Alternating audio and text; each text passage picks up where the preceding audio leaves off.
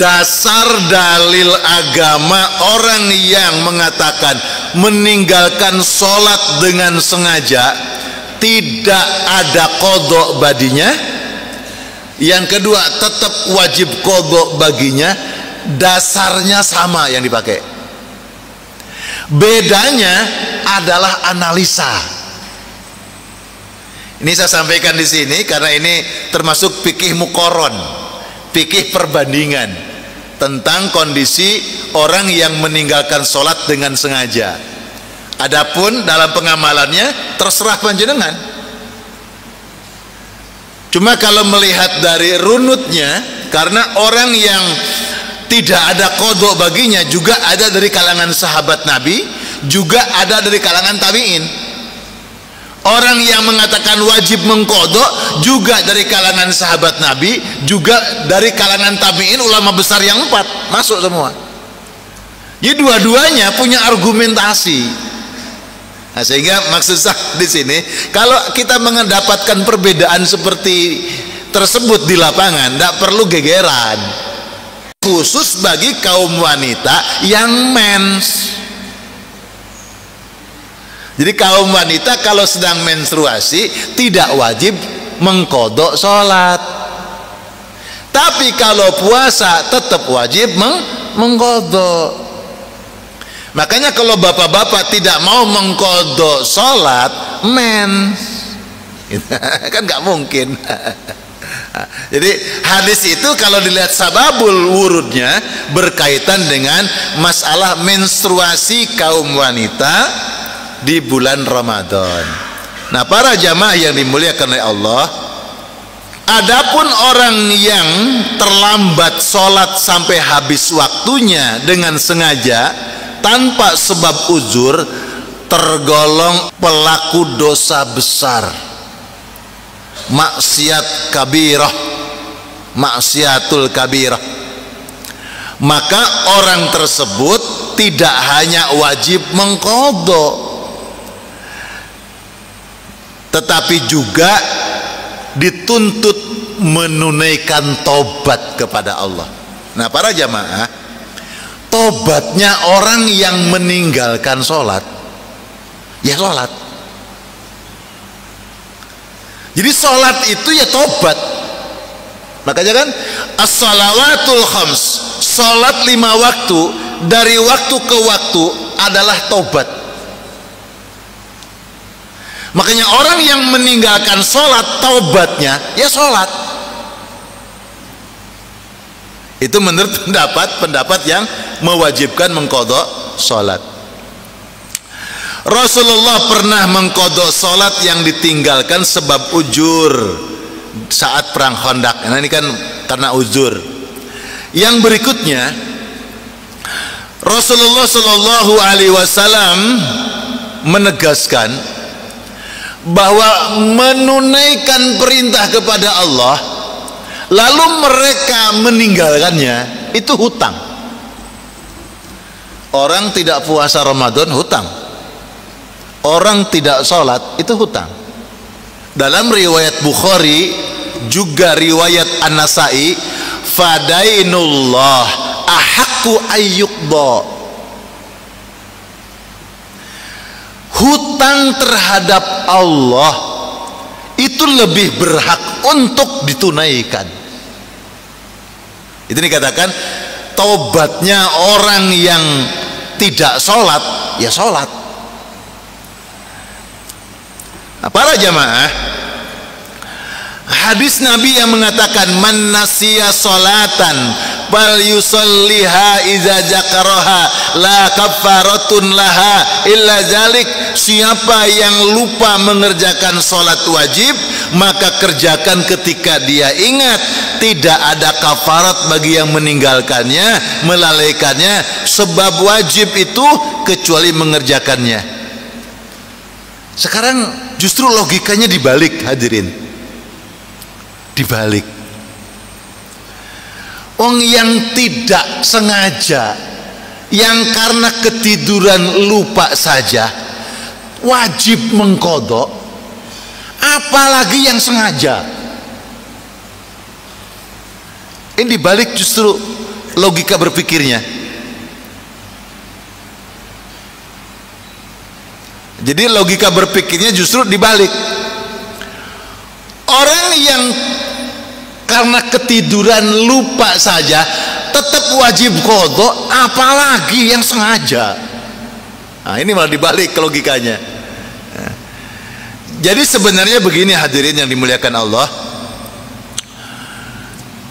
dasar dalil agama orang yang mengatakan meninggalkan sholat dengan sengaja tidak ada qadha badinya, yang kedua tetap wajib qadha baginya, dasarnya sama yang dipakai. Bedanya adalah analisa. Ini saya sampaikan di sini karena ini termasuk fikih muqarron, fikih perbandingan tentang kondisi orang yang meninggalkan sholat dengan sengaja. Adapun dalam pengamalannya terserah panjenengan. Cuma kalau melihat dari runutnya, karena orang yang tidak ada qadha baginya juga ada dari kalangan sahabat Nabi, juga ada dari kalangan tabi'in. Orang yang mengatakan wajib mengqadha juga dari kalangan sahabat Nabi, juga dari kalangan tabi'in, ulama besar yang 4 masuk semua. Jadi dua-duanya punya argumentasi. Nah, sehingga maksud saya di sini, kalau kita mendapatkan perbedaan seperti tersebut di lapangan, tidak perlu gegeran. Nah, sesuai kita, kalau saya secara pribadi lebih ihtiyat, lebih hati-hati, maka saya memilih pribadi ya, bukan paksaan, pribadi. Saya memilih tetap yang mengqadha. Itu. Yang mengqadha. Karena walaupun ada kesengajaan, tapi mesti awalnya itu tidak berniat untuk meninggalkan. Ya tadi itu, oh sudah subuh, tapi ngantuk saya ngantuk, sebentar aja tak tidur, kebablas. Karena aslinya niatnya itu tidak ingin sengaja. Tapi itu kategori sudah tahu waktunya kok nggak bangun, gitu kan? Itu. Walaupun nilainya sengaja, tapi tidak ada niat untuk sengaja. Itu lebih hati-hati. Nah, para jamaah yang dimuliakan oleh Allah, lalu bagaimana cara mengqadhanya? Kan banyak toh. Sekarang katakan usianya rata-rata 45 atau 50 tahun ya. Katakanlah, mungkin ada yang masih 30, 35 ya. Panjenengan mulai aktif sholat umur pinten? Atau terakhir mulai aktif sholat baru 5 tahun Pak Ustadz aktif sholatnya. Umur sekarang berapa? Katakanlah 40, baru mulai aktif sholat 5 tahun, berarti sebelumnya jarang sholat. Katakanlah mulai balik bapak-bapak 15 tahun. Nah itu berarti 40 dikurangi 15 dikurangi 5, berarti berapa tahun tuh yang nggak sholat? Nah gampangannya gitu. Nah bagi orang yang kepengen taubat kepada Allah, maka dia akan mengqadha sholat itu. Kapan mengqadhanya? Biasanya sesuai waktunya. Para ulama menganjurkan kalau mengqadha sholat setiap waktu, diupayakan mengqadhanya itu di rumah saja, supaya tidak jadi fitnah gitu. Walaupun boleh, jadi pertama masuk waktu qadha dulu, baru kemudian sholat adaan. Tapi juga ulama boleh adaan dulu deh, nanti qadhanya setelah sholat selesai. Ada juga begitu. Tapi sarannya para ulama itu mendahulukan yang qadha, kecuali kalau waktunya hampir habis. Misalkan sebentar lagi asar, belum sholat zuhur. Wah kalau qadha dulu, qadha zuhur yang asli adaan hilang. Nah itu zuhur yang adaan dulu, baru nanti qadha. Nah para jamaah yang dimuliakan oleh Allah, lalu cara mengqadha Di bagi yang semangat mengqadha ya. Nah, jadi harus pertama dicatat tanggalnya. Catat tanggalnya. Katakanlah tanggal 1 Desember ini baru niat mengqadha salat. Dan yang efektif tidak perlu tiap hari. Nah, katakanlah mulai 1 Desember saja sudah. Nanti sampai 2025 Desember, berarti masuk Desember udah 1 tahun gitu kan. Ngitungnya langsung per hari ini, per sholat ini. Tidak perlu setiap sholat dicatat. Langsung aja akumulatif setahun. Nah, mudah-mudahan bisa setiap waktu mengqadha kan gitu. Lalu yang kedua, diniatkan. Nah, ini penting. Ya Allah, saya berjanji untuk mengqadha salat saya. Mohon jangan cabut nyawa saya sehingga lunas semua salat saya. Nah, ini penting ini.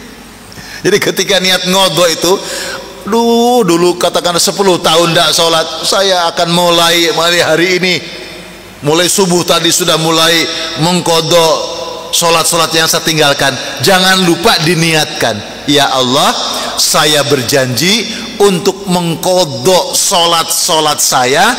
Mohon jangan engkau matikan, cabut nyawa saya sampai lunas semua sholat saya. Ini penting. Sehingga bila ternyata baru dapat 2 tahun meninggal dunia, insya Allah sudah lunas. Kalau nanti ada pertanyaan, kamu punya hutang soalnya, kan saya sudah minta jangan cabut nyawa saya sampai lunas. Lapan jenengan nyabut nyawa saya supaya punya argumen di hadapan Allah. Ini penting, sepele, padahal sepele tapi penting. Nah, ini amalan dari guru-guru tempat ngaji kita, ya, ngaji saya. Jadi mungkin ini redaksi ini tidak ada di kalangan di awal-awal, tapi ini sesuatu inisiatif dari cara transformasi pemikiran analisa. Untuk apa? Saking kita ingin pulang ke Allah, tidak punya hutang. Saking kita nanti kalau ditanya oleh Allah tentang pertanyaan-pertanyaan sholat, kita lulus bisa menjawab semuanya. Sholatmu bolong 10 tahun, kemana? Kan saya sudah niat mengqadha ya Allah, dan saya sudah meminta jangan dimatikan ya Allah sampai selesai sholatnya tuntas. Tapi engkau dapat baru 2 tahun saya mengqadha, engkau matikan saya. Nah itu. Nah para jamaah yang dimuliakan oleh Allah, karena niat dan tobat untuk mengqadha salat sudah ia tunaikan sebelum ia sakit atau wafat. Namun jika belum bertobat dan tidak pernah niat untuk mengqadha salat yang pernah ditinggalkan, maka ia tergolong orang-orang yang melakukan dosa besar karena sengaja meninggalkan salat tersebut. Para jamaah, jadi ini 2 pendapat besar. Jadi pendapat tidak ada qadha, yang kedua tetap wajib qadha. Nah, ini pilihan bagi kita. Tapi yang paling penting kita selalu berniat dalam hidup, minta pertolongan kepada Allah. Ya Rabb, berikan istiqomah untuk mampu menunaikan sholat, bahkan dengan berjamaah di awal waktu. Ya Rabb, tolonglah ya Rabb. Ini yang penting. Kita harus punya niat yang positif, niat yang semangat, minta kepada Allah Subhanahu wa ta'ala. Sebab Allah itu senang atas rintihan hamba ketika memohon kepada Allah Subhanahu wa ta'ala. Nah, itu yang kita tidak boleh menyepelekan hal itu. Baik jamaah yang dimuliakan oleh Allah, banyak dalilnya yang tidak saya sampaikan pada kesempatan ini karena waktu sudah habis juga. Mungkin kalau ada yang mau bertanya silahkan, monggo, tafadhol. Alhamdulillah tidak ada yang bertanya. Baik, kalau tidak ada kita akhiri dengan berdoa kepada Allah. Bismillahirrahmanirrahim. Allahumma shalli ala sayyidina Muhammad Walhamdulillahi rabbil alamin. Allahumma rabbi auzi'na an ashkura ni'mataka allati an'amta alaina wa ala walidayna wa an a'mala salihan tardah wa aslih lana fi dzurriyyatina inna tubna ilaik wa inna minal muslimin. Ya Allah, ya Rabb kami, anugerahi kami taufik hidayahmu ya Allah, sehingga kami menjadi hamba-Mu yang pandai bersyukur kepadamu atas nikmat yang Kau curahkan kepada kami dan nikmat yang telah Kau anugerahkan kepada kedua orang tua kami. Ya Rabb, jadikan kami golongan hamba-Mu yang gemar menunaikan ketaatan kepadamu, menunaikan ketakwaan, selalu menunaikan solat di awal waktu dan pada waktunya. Ya Rabb, ya Rabbana, gemarkan kami menunaikan amal soleh yang Kau redai. Ya Rabb kami, baikkanlah kehidupan kami ya Allah. Engkau baikkan pula kehidupan anak-anak keturunan kami. Engkau baikkan pula ya Allah nasib bangsa Indonesia. Ya Rabbana, jangan Kau wafatkan kami sehingga Engkau mengampuni dosa-dosa kami dan menerima pertaubatan kami. Berkahi sisa umur kami, berkahi usaha pekerjaan kami, berkahi ya Allah rezeki kami, berkahi ya Rabb saat-saat perjumpaan kami denganmu. Engkau anugerahi kami husnul khatimah. Allahumma salli ala Muhammad wa ala ali Muhammad. Ya Allah, senantiasa kami bersalawat untuk junjungan Nabi Muhammad. Jadikan wasilah bagi kami ya Allah. Engkau mengampuni dosa-dosa kami, Engkau mengampuni dosa kedua orang tua kami, ayah ibu kami. Engkau mengampuni dosanya orang mukminin mukminat, baik mereka masih hidup ataupun sudah wafat. Rabbana wa taqabbal du'aana. Rabbana atina fid dunya hasanah wa fil akhirati hasanah wa qina adzabannar. Sallallahu ala sayyidina Muhammadin walhamdulillahi rabbil alamin. Demikian para jamaah, mohon maaf lahir dan batin. Wallahul muwafiq ila aqwamit thariq. Wabillahi hidayah wat taufik. Assalamualaikum warahmatullahi wabarakatuh.